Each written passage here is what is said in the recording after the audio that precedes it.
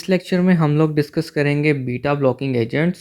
Previous lecture में हमने alpha blocking agents पढ़े थे। तो बीटा ब्लॉकिंग एजेंट्स जो हैं वो कौन से हैं, इनकी क्लासिफिकेशन जो है वो हमने पहले देखी थी प्रीवियस लेक्चर में। तो आज हम उन ड्रग्स को आगे उनकी जो फार्माकोलॉजी है उसको पढ़ेंगे। फर्स्ट ऑफ ऑल तो ये है कि beta blockers are competitive antagonist, means competition में ये एंटागोनाइज करते हैं बीटा रिसेप्टर्स को। और इसमें हमने बीटा वन जो नॉन सेलेक्टिवली बीटा ब्लॉकर था उसको देखा था क्लासिफिकेशन के अंदर कि प्रोप्रानोलॉल है। प्रोप्रानोलॉल क्या करता है, इसका जो मैकेनिज्म ऑफ एक्शन है मींस कि ये ब्लॉक करता है बीटा वन और बीटा टू को इक्वल अफिनिटी के साथ। ठीक है, ये नॉन सेलेक्टिव बीटा एंटागोनिस्ट है, बीटा वन को भी ब्लॉक करता है, बीटा टू को भी ब्लॉक करता है। तो इसके कौन से एक्शंस आएंगे, जो इसके थेराप्यूटिक एक्शंस हैं वो कौन से हैं? कार्डियोवैस्कुलर सिस्टम के ऊपर negative inotropic and chronotropic effects, means के कॉन्ट्रैक्टिलिटी और जो हार्ट रेट है उनको ये कम करेगा। अब बीटा वन रिसेप्टर्स होते हैं हार्ट के ऊपर, तो वहाँ पे हार्ट रेट भी कम होगा आपका, उसकी कॉन्ट्रैक्टिलिटी भी कम होगी। हार्ट रेट कम होगा तो ब्रेडिकार्डिया होगा, और अगर कॉन्ट्रैक्टिलिटी भी कम होती है आपकी तो मींस के कार्डियक आउटपुट भी कम होगा, वर्कलोड हार्ट का वो भी कम है। और जब वर्कलोड कम है तो ऑक्सीजन कंजप्शन जो है वो हार्ट कम करेगा। ये बीटा वन रिसेप्टर्स की ब्लॉकेज की वजह से इसका cardiac output, workload, oxygen consumption कम हो जाएगी और negative inotropic and chronotropic effect आएगा। देन पेरिफेरल वेजोकंस्ट्रिक्शन, मींस के जब नॉन सेलेक्टिवली बीटा रिसेप्टर्स को ब्लॉक करना है तो जो बीटा टू रिसेप्टर्स हैं उनसे होती थी वेजोडायलेशन स्केलेटल मसल्स के अंदर।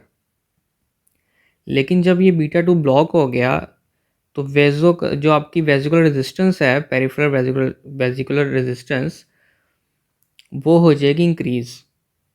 वेजोडायलेशन तो ब्लॉक होगी तो वेजो कंस्ट्रिक्शन मींस के आपकी जो पेरिफेरल वेस्कुलर रेजिस्टेंस है वो ज़्यादा हो जाएगी।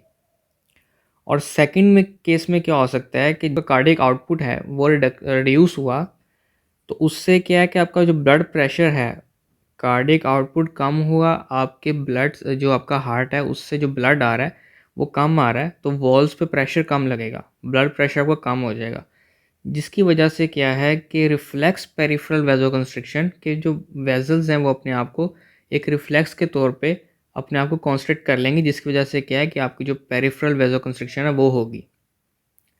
मींस कि आपकी जो पेरिफेरल वेस्कुलर रेजिस्टेंस है वो इंक्रीज़ हो जाएगी।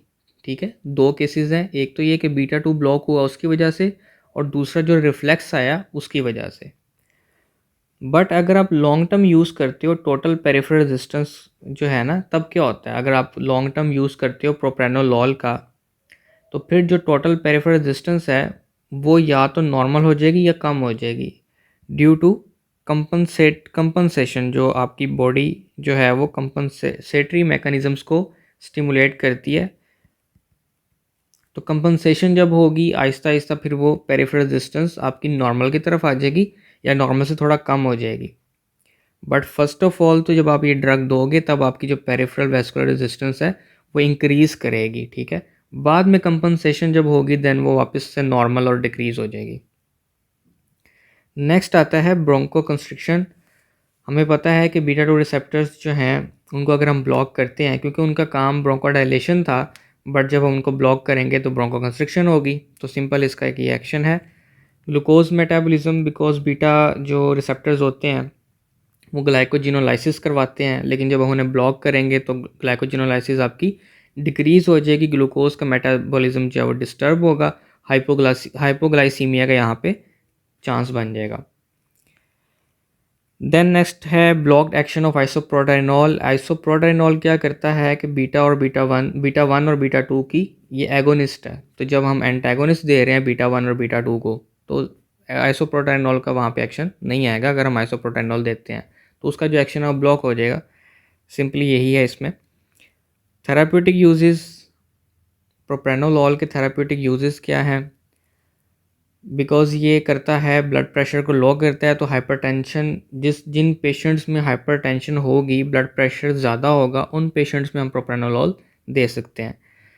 फिर हार्ट का जो वर्कलोड है वो कम करता है, ऑक्सीजन की रिक्वायरमेंट कम करता है, जिसकी वजह से क्या है कि इसको हम अंजाइना पेक्टोरिस में यूज़ कर सकते हैं। मायोकार्डियल इन्फेक्शन मींस कि जो आपका हार्ट अटैक है, मायोकार्डियल इन्फेक्शन, उसके अंदर भी इसको हम यूज़ कर सकते हैं। और ये सीएनएस में पेनिट्रेट करता है प्रोप्रानोलॉल, इसकी जो लिपोफिलिसिटी होती है वो ज़्यादा होती है, तो ये सीएनएस में पेनिट्रेट करता है, तो ये माइग्रेन के लिए भी यूज़ हो सकता है। हाइपरथायरॉयडिज्म में क्या है कि जब हाइपरथायरॉयडिज्म होता है ना, तो आपका जो सिंपैथेटिक स्टिमुलेशन होती है वो ज़्यादा होती है, ठीक है। तो इसमें आपका हार्ट के ऊपर बड़ा इफेक्ट आ रहा होता है जब आपका जब आपका हाइपरथायरॉयडिज्म चल रहा होता है, मतलब कि आपके जो थायराइड हार्मोन्स हैं वो इंक्रीज़ होते हैं कंसंट्रेशन के अंदर, उनका लेवल इंक्रीज़ होता है बॉडी के अंदर, तो उससे बहुत सारी कॉम्प्लिकेशंस आती हैं, हार्ट के ऊपर भी आती हैं। तो सिंथेटिक स्टिमुलेशन उस टाइम के ऊपर वाइड स्प्रेड किया होता है, लेकिन जब आप बीटा ब्लॉकर्स देते हो, बीटा रिसेप्टर्स को ब्लॉक करते हैं, तो काफ़ी हद तक आपका जो सिंथेटिक स्टिमुलेशन वाला जो इफेक्ट है वो काउंटर हो जाता है, जिसमें क्या है कि कार्डिक अरिथमियाज वगैरह में ये लाइफ सेविंग या प्रोटेक्टिंग हो सकता है। देन इसके नेक्स्ट पे फार्माकोकाइनेटिक्स हैं और फिर एडवर्स फैक्ट्स हैं। एडवर्स फैक्ट्स ब्रोंकोकंस्ट्रिक्शन है, अगर सीवियर ब्रोंकोकंस्ट्रिक्शन कर दी तो फिर इशू आ सकता है, और अगर आपको पहले से ही अस्थमा है या सीओपीडी है तो फिर आप जो है वो ब्रोंकोकंस्ट्रिक्शन इसकी जो है वो वर्स भी हो सकती है। मींस कि अगर आप प्रोप्रानोलॉल देते हो अस्थमा के पेशेंट के अंदर तो फिर तो बहुत उसका जो इशू है वो क्रिएट होगा, कॉम्प्लिकेशन बहुत बढ़ सकती है। इन केस अगर उसको सांस का बहुत ज़्यादा इशू होता है तो वो डेथ भी हो सकती है। देन नेक्स्ट पे है अरिथमियाज, कि अरिथमियाज भी जो भी ड्रग हार्ट के साथ या हार्ट पे अफेक्ट करती है तो वो हार्ट के रिदम को ज़रूर तंग कर सकती है, अगर आप गलत गलत जो है वो डोज देते हो। तो हार्ट का जब रिदम जो है वो डिस्टर्ब होता है, हार्ट रेट डिस्टर्ब होता है, तो उसमें अरिथमिया जो है ना वो एक एडवर्स इफेक्ट लाजमी हो जाता है। देन नेक्स्ट पे है सेक्सुअल इम्पेयरमेंट। इसमें क्या होता है कि जो अल्फा एड्रेनर्जिक एक्टिवेशन है ना, उसकी वजह से इजैकुलेशन का जो प्रोसेस है वो मीडिएट होता है, बट हम यहाँ पे दे रहे हैं ब्लॉकर, बीटा ब्लॉकर्स। तो बीटा ब्लॉकर्स का यहाँ पे कोई काम नहीं होना चाहिए, बट कुछ कंप्लेंट्स प्रोपेनोलॉल के अगेंस्ट आ रही हैं इस तरह की, तो इसलिए इसको यहाँ पे ऐड अप किया है, बट इसका जो रीज़न है वो क्लियर नहीं है कि ये क्यों ऐसा होता है। नेक्स्ट पे है मेटाबॉलिक डिस्टर्बेंस, जो हम पढ़ के आए हैं कि ग्लूकोज का मेटाबॉलिज्म जो है वो डिस्टर्ब होता है, तो वो भी डिस्टर्बेंसेस आएंगी, इसका एडवर्स इफेक्ट भी होगा वो सीएनएस पे, क्योंकि ये क्रॉस करती है लिपोफिलिक है, तो सीएनएस पे जब जाएगी सीएनएस के इफेक्ट आएंगे, डिप्रेशन हो सकता है, डिजीनेस, लेथार्जी, आपकी विजुअल डिस्टर्बेंसेस हो सकते हैं, हेलुसिनेशंस हो सकती हैं आपको डिफरेंट, और इमोशनल जो आपकी कॉम्प्लिकेशंस हैं वो भी आ सकती हैं। देन इसके ड्रग इंट्रैक्शंस हैं कि किन किन ड्रग के साथ इसका इंट्रैक्शन है। जो ड्रग्स इंटरफेयर करती हैं, इनहिबिट करती हैं इसका जो मेटाबॉलिज्म है, प्रोपेनोलॉल का अगर हम मेटाबॉलिज्म को डिक्रीज़ कर देंगे या इनहिबिट कर देंगे तो इट मीन्स कि प्रोपेनोलॉल की जो एक्टिव कंसंट्रेशन है बॉडी के अंदर वो ज़्यादा हो जाएगी। तो अगर आप सिमेटिडीन दे रहे हो या फ्लॉक्सिटीन दे रहे हो और साथ आप प्रोप्रानोलॉल देते हो, तो आपको प्रोप्रानोलॉल की डोज एडजस्टमेंट करनी पड़ेगी, प्रोप्रानोलॉल की डोज आपको कम देनी पड़ेगी, क्योंकि इसका मेटाबॉलिज्म पहले ही इनहिबिट कर चुके हैं सिमेटिडीन और फ्लॉक्सिटीन जब वो कॉम्बिनेशन में दी जाएगी। तो अगर तो इनका जो मेटाबॉलिज्म है वो इनहिबिट होता है और हमने कंसंट्रेशन भी डोज इसकी एडजस्टमेंट नहीं की, तो इसकी जो कंसंट्रेशन एक्टिव है वो ज़्यादा होगी ब्लड में, जिससे अफेक्ट आपको ज़्यादा और एडवर्स इफेक्ट्स का चांस भी ज़्यादा हो जाएगा। तो इसलिए ये हमने ख्याल रखना है कि ड्रग इंट्रैक्शंस कहाँ कहाँ पे होते हैं, और साथ जो ड्रग्स स्टिमुलेट करती हैं, मींस के कुछ ड्रग्स ऐसी हैं जैसे फेनिटोइन है, बारबिट्रेट्स हैं, रिफेम्पिन है, जो इसका मेटाबॉलिज्म स्टिमुलेट करती हैं। तो अगर इसका जो मेटाबॉलिज्म है वो स्टिमुलेट होता है तो इसकी जो इनएक्टिव कंसंट्रेशन है वो ज़्यादा हो जाएगी, तो इसका जो इफ़ेक्ट आना चाहिए था वो इफ़ेक्ट आएगा ही नहीं, तो हमने इसमें डोज बढ़ानी पड़ेगी।